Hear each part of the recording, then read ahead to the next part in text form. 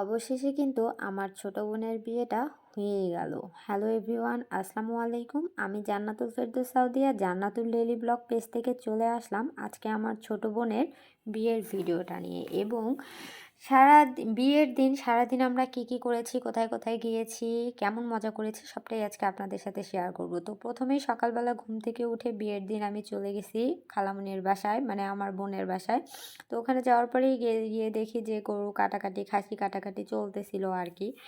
তো একটু দেখে উপরের দিকে চলে যাচ্ছিলাম। তো উপরে যাওয়ার সাথে সাথেই আমাদেরকে নিচে নামিয়ে দিয়েছে ২ বোনকে, যে হচ্ছে ছাগল এবং গরু পাহারা দেওয়ার জন্য, যেহেতু ছেলেরা সবাই নামাজ পড়তে যাবে। আর দেখেন আমরা পাহারা দেওয়ার নামে ২ বোন ঢং রং শুরু করে দিয়েছি, ভিডিও করা শুরু করে দিয়েছি। আর এদিক দিয়ে কিন্তু আমাদের ছাগলের মাথাটা একটা নিয়ে গিয়েছিল কুকুর।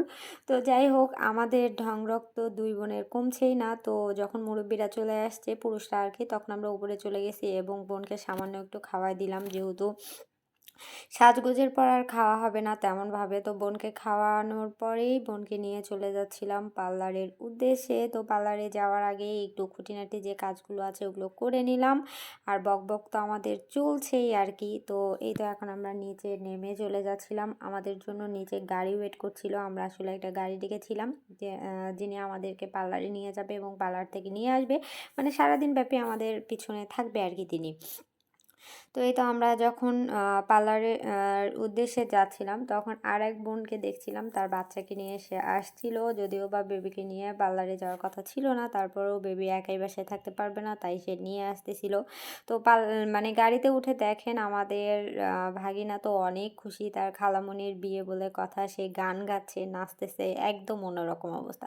পার্লারে গিয়ে সাজাগুজোর পরে আমি বোনদেরকে রিকশায় উঠিয়ে দিয়ে মানে গাড়িতে উঠিয়ে দিয়ে আমি রিকশায় উঠে বাসার উদ্দেশ্যে চলে আসছিলাম, কারণ আমার জামাইকে রেডি করাইতে হবে বাসায় এসে। তো ওকে রেডি করে নিয়ে আবারও আমি খালামণির বাসার উদ্দেশ্যে যাচ্ছিলাম এবং হচ্ছে মিমকে নিয়ে একইবারেই ভেন্যুতে যাব আর কি। তো মিমকে নিয়ে একইবারেই ভেন্যুতে আসার পর দেখছি এদের এক একজনের ফটোশ্যুট, মানে আহামরি ফটোশ্যুট চলছিল। আর এখানে আমাদের গেস্টরা অলমোস্ট চলে আসছে এবং তারা বসে আছে। আর এই যে মিমের ফটোশ্যুট হচ্ছে, আর মিমের ফটোশ্যুট হচ্ছে দেখে আমি স্টেজের পাশে দাঁড়িয়ে আছি ওর যদি কিছু লাগে কিনা। তো আমরা কিন্তু খাওয়া দাওয়া শুরুর আগে জালি কাবাব খেয়ে একটু টেস্ট করে নিলাম, আমাদের কাছে জালি কাবাবটা ভীষণ ভালো লেগেছে। আর এই যে বোনের ছবিগুলো ওঠার পরে আমি সেই ছবিগুলো থেকে দেখছিলাম আর কি, বসে বসে আমাকে এবং বোনকে ক্যামেরাম্যান দেখাচ্ছিল এবং সে বলছিল আমরা কোনো রিভিউ নিতে পারবো না এই মুহূর্তে, কিন্তু আমি একটু ভিডিও ক্লিপ নিয়ে নিলাম। আর এখানে আমাদের বাসার গেস্টরা, মানে আমার নানু বাসার গেস্টেরা সবাই চলে এসেছিল।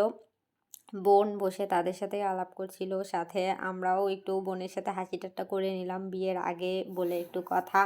আর এইদিকে কিন্তু আমাদের জামাই রাজা চলে আসছে, দেখেন জামাই রাজা স্টেজে বসে আছে। আমি ওখানে গিয়ে ক্লিপ নিতে পারছি না কোনোভাবেই, আসলে আমি অনেক বেশি ব্যস্ত ছিলাম এদিক থেকে ওইদিকে, মানে দৌড়াদৌড়ি করতে, মানে মেন ফুটেজগুলোই আমি আসলে ঠিকভাবে নিতে পারিনি, হয়তো বা আপনাদেরকে দেখাতে পারিনি। পরবর্তীতে ভিডিওগুলো যেগুলো ছাড়বো এগুলোতে দেখানোর আমি চেষ্টা করব অবশ্যই অবশ্যই। আর এইদিকে দেখেন আমার বোনকে বিয়ে পড়ানোর জন্য চলে আসছে তার বাবাই, হচ্ছে তার উকিল বাবা। তো সে হচ্ছে তার মেয়েকে বিয়ে পড়াচ্ছিল। আর আমি একদম পিছন থেকে ভিডিও করছিলাম, কারণ সামনে যাওয়ার সাহস আমার কোনোভাবেই হচ্ছিল না। প্রত্যেকটা মেয়েরই এই মুহূর্তটা অনেক অনেক অনেক বেশি কষ্টের হয়ে থাকে।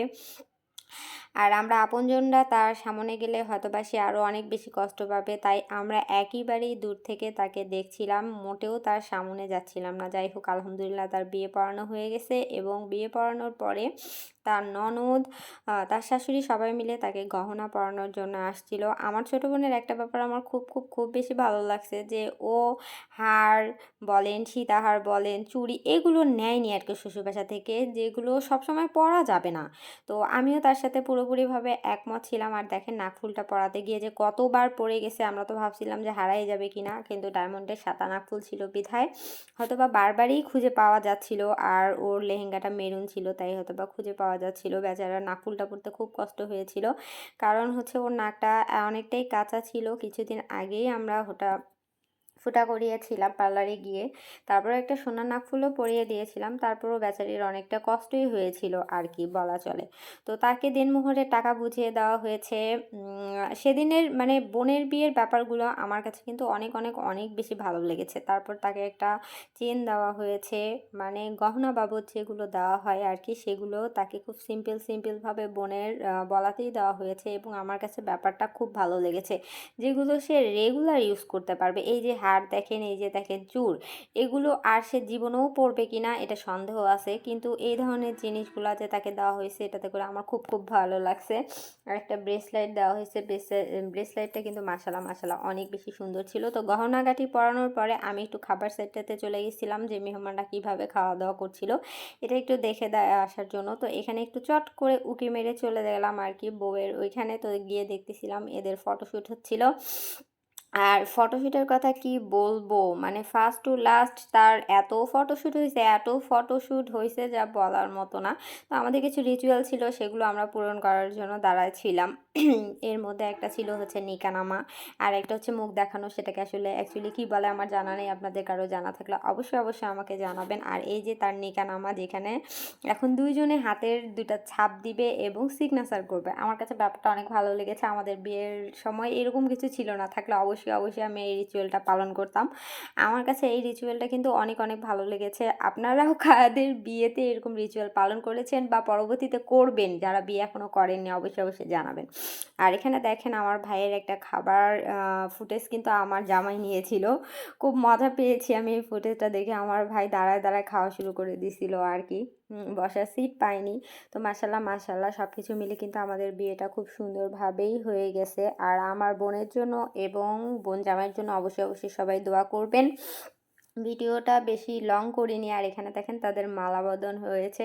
পুরো ভিডিওটা আপনাদের কাছে কেমন লেগেছে অবশ্যই কিন্তু আমাকে কমেন্ট করে জানাবেন। আর এই যে বললাম আমার বোন এবং বোন জামাইয়ের জন্য অনেক বেশি দোয়া করবেন। আর এখানে তাদের মুখ দেখানো হচ্ছে।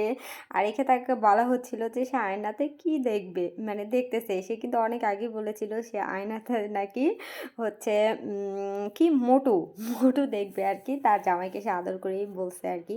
তো ভিডিওটা এই পর্যন্তই ছিল। কার কেমন লেগেছে অবশ্যই জানাবেন। আর এই যে শেষ পর্যায়ে বড় মামি হচ্ছে আংটি পরাচ্ছিল। আল্লাহ হাফেজ।